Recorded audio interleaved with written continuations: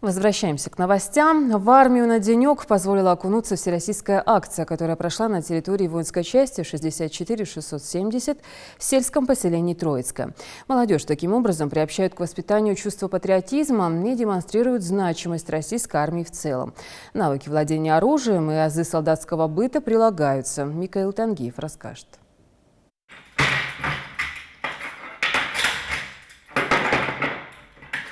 42 секунды. Именно столько времени требуется Яхье Белхароеву, чтобы полностью разобрать и собрать автомат заново. Молодой юнормеец всего 2 месяца состоит в рядах военно-патриотического движения, но уже сносно обращается со стрелковым оружием.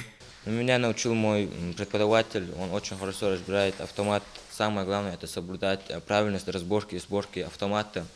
И тем более не забывать о скорости. Кроме того, юнормейцам показали Дневального, который отвечает за сохранность находящегося под его охраной оружия, а также следит за выполнением военнослужащими распорядка дня. Ребятам даже разрешили самим попробовать себя в этой ответственной роли. Дежурный по батарее на волос! Отставить! Отставить! На этом военная экскурсия для воспитанников юнармии не закончилась. Далее им показали комнаты для досуга и информирования. Здесь все условия для отдыха военнослужащих. В свободное от службы время они играют в шахматы, читают книги, ну или просто проводят время за просмотром телевизора. Также ребята смогли увидеть жилые помещения, в котором располагаются военнослужащие по контракту.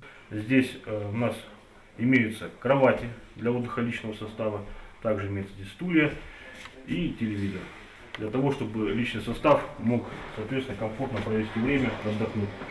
Располагают личные вещи не вот такого рода шкафа, которые сейчас показываю вам.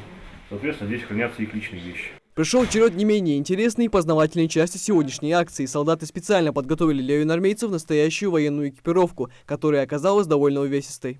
Общий вес конструкции, который надет на мне, составляет около 35 килограмм. Вся эта экипировка предназначена для защиты важных органов военнослужащих, выполняющих специальную боевую задачу.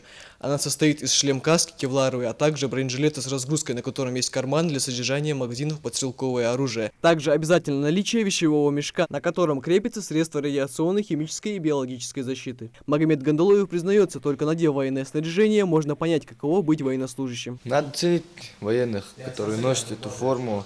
Они же, защищая нашу родину, носят. И поэтому мы должны уважать их. Как ты считаешь, в дальнейшем тебе это пригодится в жизни? Да, пригодится, если я поступлю в военное училище или в армию. Может пригодиться. Начальник штаба майор Владимир Демин не первый год в военном деле, поэтому отлично понимает, насколько будут полезны в будущем ребятам те навыки и знания, полученные сегодня. В любом случае, это первое понятие о дисциплине. Касается именно армейской службы, оно в любом случае поможет.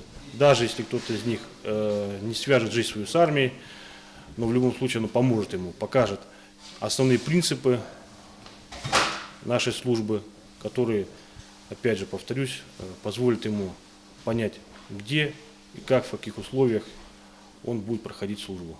Такого же мнения придерживается руководитель и инструктор военно-патриотического движения «Молодой патриот». Такие мероприятия у нас проводятся довольно часто. Мы выезжаем и тесно сотрудничаем с военной частью сельского поселения Троицкое. Здесь нам бывают очень рады, показывают много интересного.